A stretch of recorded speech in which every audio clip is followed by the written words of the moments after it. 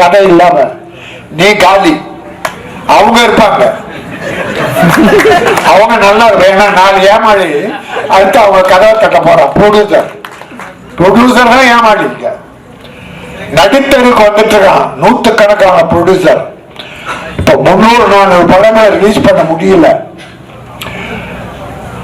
வியாபாரம் இல்ல, தியேட்டர் கிடைக்கல, கியூபுக்கு பணம் கட்ட முடியல. கியூபுக்கு அவ்வளவு சிரமம் ப்ரொடியூசர்ஸ்.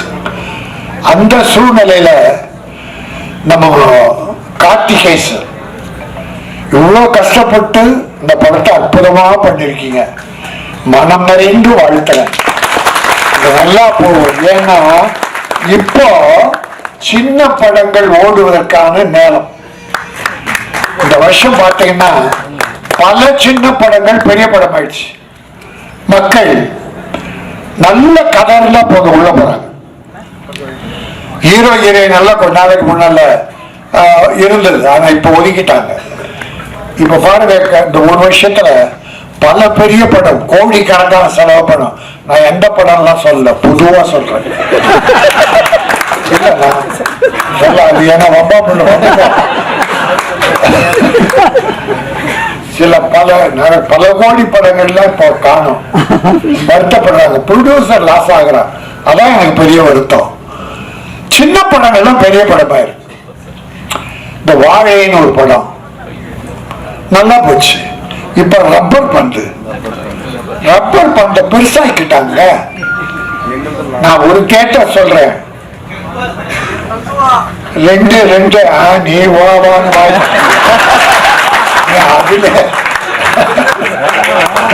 அதுலயே இருக்கு. என் ப்ரொடியூசர் நல்லா இருக்கணும்னு நினைக்கிறேன். அவ என் தம்பி, அந்த ப்ரொடியூசர். அதான் என்னவோ தெரியல, நான் படம் பார்க்கல. பட் படம் நல்லா போய் ப்ரொடியூசர் லாஸ் ஆகாம இருந்தா நல்லது. அதுல பல பேர் பத்திரிகை நண்பர்களை காரணம் சொல்றாங்க. இந்த படம் ஃபெயிலியருக்கு விமர்சனங்கள் வித்தியாசமா எழுதுதான் காரணம் என்று சொல்றாங்க. அதெல்லாம் இல்லை. விமர்சனங்கள் படத்துடைய வளர்ச்சிக்கு கொஞ்சம் உதவிதான், இல்ல விமர்சனம் வேணும். அதனால்தான் இந்த சகோதரர்கள்லாம் அழைத்து இந்த ஆடியோ ஃபங்க்ஷன் நடத்தி அவங்களுக்கு ஒரு மரியாதை கொடுத்து அவங்க இப்ப ப்ரொடியூசர் ஹெல்ப் பண்ண படத்தை ப்ரமோட் பண்ண போறீங்க. குறை இருந்தா குறைவா எழுதுங்க. ஏன்னா ப்ரொடியூசர் எவ்வளவு பண்ண இப்பவே 5 கோடிட்டார்.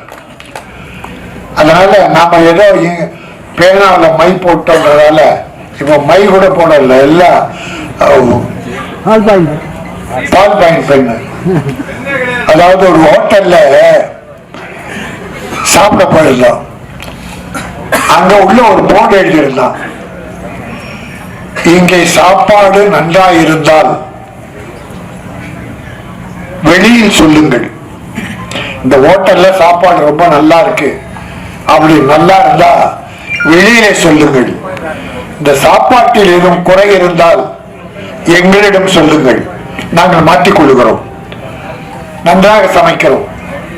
அதாவது குறையா எங்கிட்ட சொல்லு, நிறைய மக்கள் கிட்ட சொல்லு, வியாபாரம் பெருகும். அதனால இப்ப வந்த பெரிய படங்கள்ல என்ன குறையோ, இயக்குனர் இதுல கோட்டையிட்டாரோ, கதையில கோட்டையோ, எப்படியோ போனா கூட ப்ரொடியூசர் லாஸ் ஆயிட்டான். ப்ரொடியூசர் லாஸ் ஆகிறாங்க, இது யாருக்கும் லாஸ் கிடையாது. அப்ப அந்த ப்ரொடியூசர் எவ்வளவு வேதனைப்படும். அதனால பண்றத செலவு எத்தனை கோடி என்பதாலும் அல்ல, அதில் எவ்வளவு கதை இருந்தது, அந்த கதையை எவ்வளவு சிக்கனாக அழகாக எடுத்து சொன்னீர்கள். இந்த 2 ஜாம்பவா உட்கார்ந்துருக்காங்க, உதயகுமார், பேரரசு, எப்படிப்பட்ட படங்கள் பண்ணாங்க.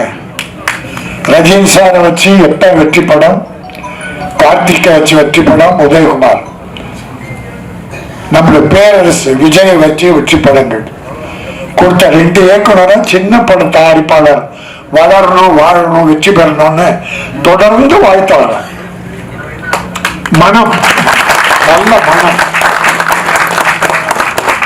வாழ்த்துவதற்கென்று ஒரு மனம் வேண்டும். அந்த நல்ல மனம் தான் தொடர்ந்து எங்க சின்ன புதுசெல்லாம் பெருசாகணும். பெருசா வரணும். வந்து ஒண்ணு இல்ல, இந்த படம் வெற்றி பெற்றதுன்னா நம்ம கேசவன் என்ன பண்ணுவாரு, கார்த்திகேசவன் அந்த படத்தை இன்னொரு படம் உடனே தயாரிப்பாரு. அது மணிரத்னமா இன்னொரு டைரக்டர் யாரும் டெக்னீஷியன்ஸ் இந்த செட்டு நல்ல செட்டு அதே வச்சு பண்ணுவார். தொடர்ந்து படம் பண்ணுவார்.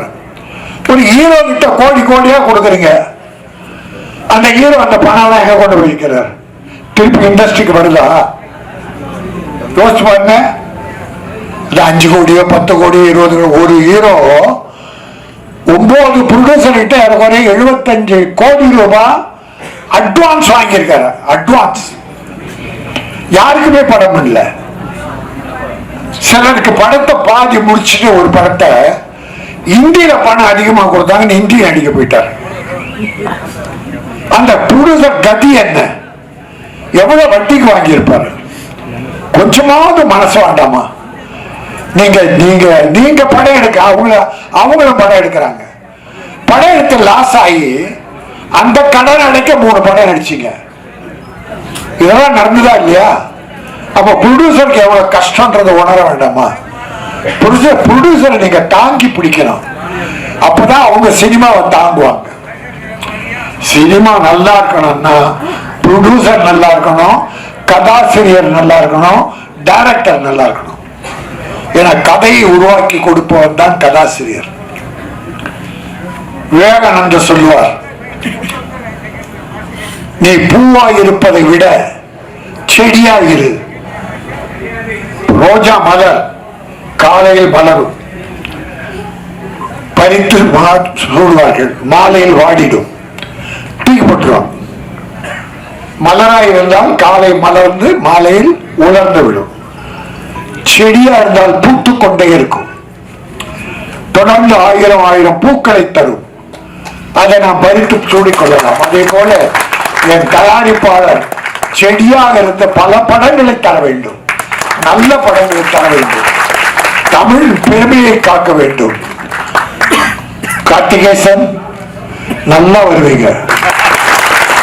அந்த விழா பார்த்தோம், டிசிப்ளின் லாரான ஒரு டிஷர்ட் கொடுத்து அந்த யூனிட்டி இவர்கள் தான் உழைத்தவர்கள் என்கிற அடையாளம் காட்டியிருக்கார். டைரக்டருக்கு ஒரு பெரிய மரியாதை கொடுத்திருக்காரு. அதில் இன்னொரு எனக்கு ஆச்சரியம் என்னன்னா, இந்த நடிச்ச 3 ஹீரோயினும் மேடையில் இருக்காங்க. தமிழ் சினிமால ஒரு 2 படம் நடிச்சா நம்ம ஹீரோயினுங்க ப்ரொமோஷனுக்கு நான் வர மாட்டேன், அதுக்கு ஒரு அட்வான்ஸ் குட்டிக்கு வச்சுக்கோ, அதுக்கு நான் வருவேன். ப்ரொமோஷனுக்கு அட்வான்ஸ் கேட்கறாங்க சார், ப்ரொமோஷனுக்கு அட்வான்ஸ் கேட்க அவங்க நடிச்ச படுத்து பல அக்கிரமம் இருக்கு. அதை பேச வேணாம், ப்ரொடியூசர் வேண்டான்ட்டாரு. அதான் நமக்கு வேணாம். நான் என் அருமை சகோதரர்கள், என்னுடைய அருமை தம்பிகள், மீடியா நண்பர்கள், பத்திரிகையாளர்களை கேட்பேன், உள்ளதை எழுதுங்கள், நல்லதை எழுதுங்கள், குறைகளை கொஞ்சம் குறைத்து எழுதுங்கள். ப்ரொடியூசர் எந்த வகையிலும் பாதிக்க கூடாது. உங்களுக்கு யாரும் அட்வைஸ் பண்ண அவசியமே இல்லை, உங்களை யாராலும் கட்டுப்படுத்த முடியாது. பத்திரிகை சுதந்திரம் என்பது யாரும் விலங்கு போட்டு மாட்ட முடியாது. நம்ம மனசாட்சி தான், உங்க மனசாட்சி தான். அதுவும் சின்ன படங்களுக்கு இங்க நல்லாவே எடுத்துட்டு வரோம். கலைஞானி கமலஹாசனை வச்சுக்கிட்டு இப்போ உலக நாயகம் சொல்லக்கூடாது, எப்படி சொல்றது தெரியல. இப்படி பழகிட்டோமா, கேக்கச்சா ஒரு கேக்கச்ச வச்சுட்டு சிங்காரோட ஓடத்தை சும்மா ஓடாது சார், எங்கேயுமே போர் அடிக்கல, எல்லாம் ரசிச்சா. குஷ்பு அப்போ குஷ்பு இட்டிலாம் வந்து ஃபேமஸான டைம். ஆனா அது ஒரு காரணம், நீங்க உங்க கதையை விட்டுருங்க, எங்களுக்கு குஷ்பு முக்கியம். அப்போ அது பாங்க சின்ன வயசுல ஜட்டி போட்டு விட்டீங்களா, அப்புறம் ஓடாது. அந்த போட்டு குழந்தை குஷ்புக்கு ஜட்டி போட்டுப்பாரு, பார்க்கும் போறா அந்த குழந்தைய பார்க்கல, குஷ்பா பார்த்துட்டான். அப்புறமா வெட்டி அடையாது. நாங்க முள்ளுடன் பார்த்தோம், வரும்போதும் பார்த்தோம், முடியோடும் பார்த்தோம். ஓகே, இந்த படத்தின் தயாரிப்பாளர் கார்த்திகேசன். அதோடைய பலம் வந்து தெரிஞ்சு வச்சு நட்பு தான். என்னோட உறவுகளை விட நட்பு தான் எப்பவுமே முக்கியம். நட்பு தான் வந்திருக்கா நினைக்கிறேன். அடுத்தபடி ஆடியில் வந்து நேர் சைடு வைங்க, அந்த அளவு நட்பு வட்டாரம் கூடணும். ஒரு போராட்டம், ஒரு 20 நிமிஷமா சினிமா நேசிக்கிறது தான் வரும் சார். இது வந்து ஒரு வியாபாரமா பார்த்தாலோ இல்லை ஒரு ஒரு மோகமா